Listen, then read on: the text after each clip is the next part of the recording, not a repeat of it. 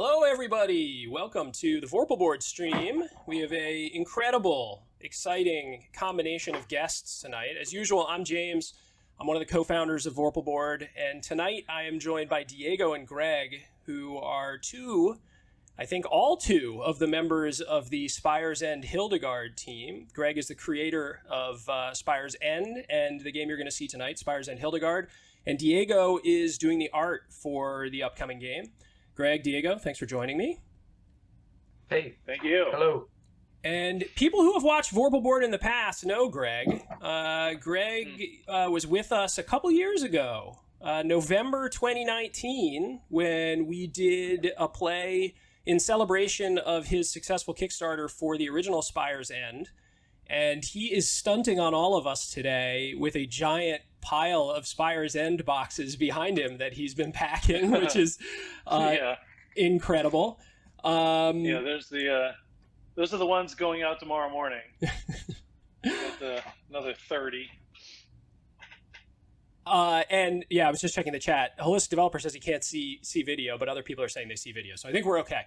But Greg successfully launched a, I'd say, wildly successful Kickstarter a couple years ago, and then during 2020 fulfilled on that Kickstarter already. Congratulations. I think big kudos to delivering a Kickstarter during this crazy time that we're all living in during the pandemic. I have my copy right here of the original Spires End. If you haven't checked out this game, you might want to, after this stream, check it out. There's a video of us playing on Vorpal Board a couple years ago. Like I said, we both look younger, more healthy. We look more stable, I think. But it was a good time that we had back then. What we're looking at tonight... Played a few times. Yeah, we played it a few times on stream. We did it during our Kickstarter and during your Kickstarter. And we had a great time. And I've played through the physical copy a bunch. If you haven't actually experienced this game, do yourself a favor and check out Greg's site and try to get your hands on a copy. It's really worth it. It combines a unique mix of elements, a storytelling mechanism that is kind of choose your own adventure-y, combined with some really striking art direction and design, and then very unforgiving gameplay. And those three things, I think, kind of come together in a real mix that's compelling to play with one player or two players. I've played it both ways and had a great time. Hildegard is going to be one player, two player as well, but we're going to go over some of what is changing with this new game, and then what's going to be the same. So the first thing I wanted to dive in with you, Greg, is give me the big goals that you're trying to accomplish with your second game. You've decided after the insanity of doing this once that you're going to do it a second time. And I'm impressed because it was a Herculean effort as a former Kickstarter creator as well. I know what that feels like. What are you trying to do with game two? What are you hoping to change either mechanically or thematically, or what do you want to do with Hildegard that you didn't get to do with Spires End? Yeah, this was a reactionary game in a lot of ways because, I'd spent so much time in that first game since it was the first one. It was like 3.5 years of my life doing that game. And it was all just black, grays, and reds. And, it's just kind of like a moment in time for me where it was just all blood and guts and beheadings and all that stuff. And it's just, there's only so far I can go with that all at once. And I really needed to change the pace and to try and stretch myself a little bit and go a different way. So I wanted to stay in that world. I wanted to do something that was light and fun and something that I could play around with my daughter in the room and she might actually want to do it, or, it's a broader audience. I always make the comparison that if Spires End was my Lord of the Rings, Hildegard's my The Hobbit. It's kind of, it's a lighter journey. No one dies. There's no blood. It's all kind of just lighter. Yeah, and I've played through. I mean, we're gonna show some of Chapter 1 today. We're not gonna go further than Chapter 1. And I've been lucky enough to see some of this already, and it gets a little bit scary that here and there, but definitely a different vibe than Spires End. Yeah, I mean, I guess people do die, but it's not, your characters don't really die. There's no blood. It's not about killing things. It's about making the idea is to make a lot of choices. The cards are poker-sized cards this time instead of big giant cards, and there's a few reasons. And one of them is I wanted just there to be a ton of different options, and to focus more on the story and the narrative choices and the branches, and a little less time on long combat. And that's what I forgot to say a minute ago when you asked that first question. Was the other reactionary thing was, I kind of did that whole thing where it's kind of like the back and forth dice chucking thing, and I wanted to try and condense it, make them faster, and have a lot more of them. Now, that's not going to always be the case. I think we might run into a few times where it takes a little while to do one, but it's not like the other game. So everything is swifter, and there's a lot more of it. Cool. Yeah, and I think, for folks who have played the first game, or at least seen the first game, there's some real nice through lines with... I like how you put it, Greg, that it was like gray, black, white, red in the first game.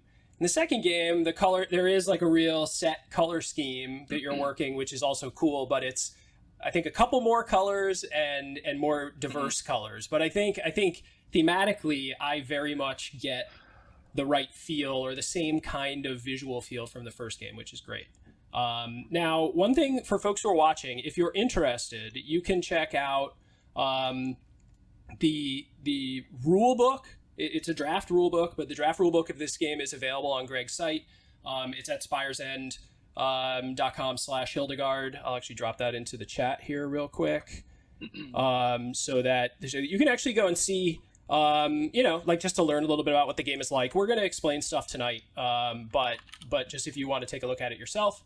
And I'm going to put you on the spot a little bit here, Greg. I didn't tell you I was going to do this beforehand, but I'm going to show just dragging in a card into the game. It's not actually a card.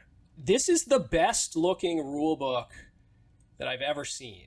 So already, this is early on, but the layout and art that's just in the rule book is extremely nice.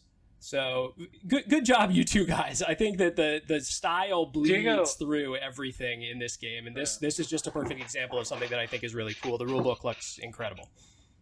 Yeah, we had a lot of fun with that picture. Diego, that was one that took a lot longer than most. We had a first design, and then you ask some people there what do they feel when they see the first card, and we had to change it.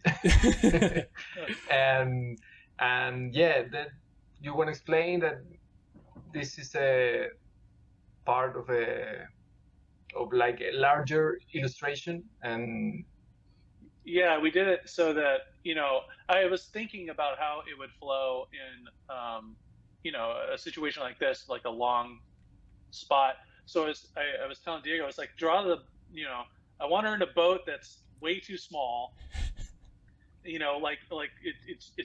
like a makeshift boat. It's cute. It kind of gives a weird kind of vibe, but shoot it down, and so make it so that we can have these fish down there, and we can move it up and down dependent upon where we want it. So we could put it on cards, and I could have the fish on the secondary card, or we could do something like this in the rule book. So it's very adaptable. So I was always trying to get ways to make illustrations kind of adapt to different spaces. But I think Diego totally nailed this. By the time we were done, it just looks awesome. I love it. And you can see, to Greg's point, here's a card over here that actually is the bottom of that illustration, right? So this card is the continuation down, and you'll see how the fishing works in the game as we play through. But just generally speaking, if you're interested in this game, check out spiresend.com. You can read up on it and then get notified when the game goes to Kickstarter, just so you can jump in on day one and make sure you're backing it. All right, so Diego, I wanted to ask you some questions. The first question is, what's it like to work with Greg? Oh no.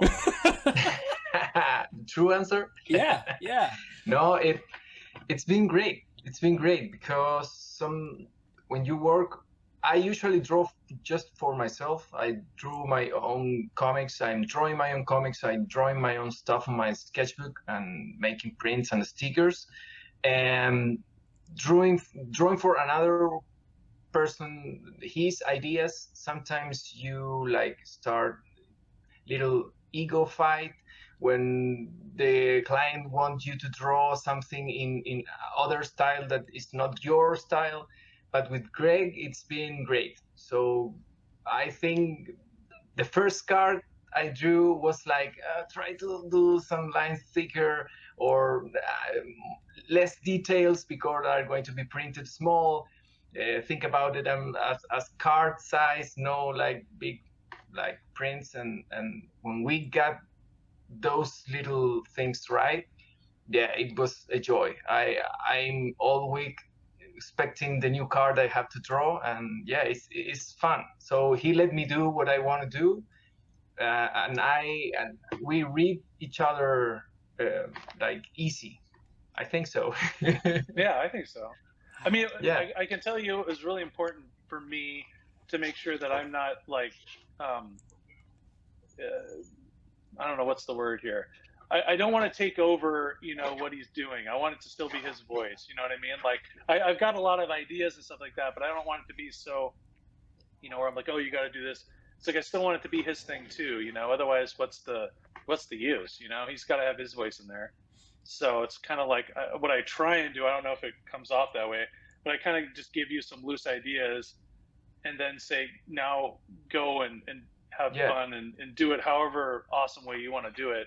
And we're to the point now where I think, I mean, you know me well enough to be able to just kind of, you know, just go and do it. You know what you're like, oh, you know, I think it works out pretty good. I think the collaboration so far has been fun. For me, it's been fun, and when it's fun, it's a good time drawing. So yeah, it's great. Now, one of the things I'm always curious about sort of the artistic process because I'm not an artist in any way. And I was checking out your Instagram. If folks are interested in seeing more of Diego's stuff, he's got his Instagram handle there underneath his name. But from there, you can jump off and see his whole portfolio and the stickers and the comics and stuff. So if you're interested in some more of Diego's art, definitely check it out. But I was looking at a bunch of the photos in the Instagram, and correct me if I'm wrong, but the art that you're doing for this game is done all digitally. Is that true? Yeah. So is that how you do that always like that, or do you do physical ink stuff as well? Like, what's kind of the mix in terms of your art? I try to draw on ink and paper as much as I can, but when I'm drawing for clients, I try to draw digitally because it's easy to send the final piece, and if Greg want to change something, I will have to start erasing, and if it's already inked, I will have to draw it again. So yeah, inking digitally, it's been like super helpful, and when working for clients. So yeah, it's fast, and I can try some versions like copying it on the side and change it a little, the shape of the arm or the weapon without having to erase the original drawing or drawing the whole thing again. So yeah, I feel so comfortable drawing digitally and traditionally that I'm drawing more digitally and drawing my stuff also digitally, too. So I'm drawing my new comic book. I'm planning on drawing it full digitally. Man, that's cool. Yeah, that's very neat. Now, one of the things I tried to get him to do ink at the start. I was like, and he's quickly shut me down. He's like, no. There's gonna be changes. It's gonna be a mess. Yeah. Now that's a good segue to one of the things that we were talking about before we came on tonight. Is that as part of the Kickstarter, there's going to be a tier where people can back to get an actual physical ink piece of art from the game. Now, is it going to be something that ends up on a card, Greg, or is it going to be just totally unique for those backers? Well, I think what we talked about was more or less they're going to get an illustration of a character from the game. I think more or less it's going to be Hildegard or Hallveg, It's just a picture of them, a unique one, right? That's Yeah. what we're doing. Yeah. Yeah. So there's only gonna be 3 of these. So Yes. that's it. So yeah, if you want it, you better be there on day one to make sure that you're in to back it. So that's very cool. I think Greg, when we were thinking about doing a Kickstarter, I really agreed with your mindset of just like not doing a lot of stretch goals and just sort of trying to focus on the game and not worrying about kind of a bunch of extraneous stuff. And I think that one's a really cool one that doesn't risk kind of blowing up and, you know, getting too out of control, you know? So I think that's a smart idea. Yeah. It was a fun little thing. And I can say right now, the way the Kickstarter is set up, I would imagine a lot of people will be seeing this right as the Kickstarter goes, because hopefully this will be on there. That there won't be any stretch goals even listed. And the idea is that I'm going to wait till it reaches a certain amount and then decide whether or not to unleash kind of some already very particular stretch goals. Cool. So I have a very, very minor list of them. And if I get to a certain point, I'll plop them on there. If not, it'll just be lean and it'll be, you know, exactly what it is. Cool. No, I think that's smart. So Diego, one of the things that I thought might have been challenging, right, is that the first game had a really distinctive art style. And then you started working on this game. And what I wanted to do is I'm just going to throw up here so people can see. I have actually the card for Hildegard from Spires End, and I'm just going to throw the card for Hildegard in Hildegard next to it. How much did you look at the original design and kind of try to pull some little hints out of there? Like, what is the process for you coming at it as an artist who wants to kind of do their style, but sort of having an original version of the character that you know you could use as a reference point? Yeah, I don't know. So you have to first try not to draw the same pose. But most of it was trying to get kind of the same clothing and the same weapon, but not all the weapons, because I think this game happens before the other one. Mm-hmm. Yep. So yeah, and playing with the style, with the amount of details. So I'm used to draw robotic stuff. So and cyberpunk and stuff like that. So for me, it started to draw Vikings, like people with flesh and bones and coats and helmets and swords and stuff was like super challenging and interesting. I was watching Vikings at that time, so I'm still watching it. But it's great. Yeah, it's great so show. Yeah, and it was like a huge inspiration on maybe some tattoos design. But trying to answer your question is, I think that every artist have his voice or his style, the way of drawing things, the pose you use, and the line work for me is like reflects maybe not who you are, but who what you can do. And I think what Greg said before, that he let me do what I know and what I want to do at certain points of the art. It was good, so I can feel comfortable drawing it, and yeah, well, it was fun. I think it's very cool. Like I said, like I think you succeeded in that. I look at it and I think, oh yeah, that looks like there's a connection to the original game, but it's very unique, especially when you look at the two things side by side. You say, oh yeah, they're very different in style, which is cool. I like it a lot. Mm-hmm. Now, one thing I've noticed is Hildegard doesn't have that ferret quite yet, so I'm curious to see if that ferret's got some origin story here eventually. So that's cool. I like that. Okay. So another quick note just for folks at home that I think is a neat detail. Greg, you have a bunch of design experience in your professional life, and you're actually coloring the drawings that Diego is doing. Is that something that you've done in the past, or is that sort of a new a new thing that you're working on for this game? I didn't do well. I actually in the last game, I did kind of the end stuff. I did like the splatters and the scratches and all the distressing because the last game was really, messy.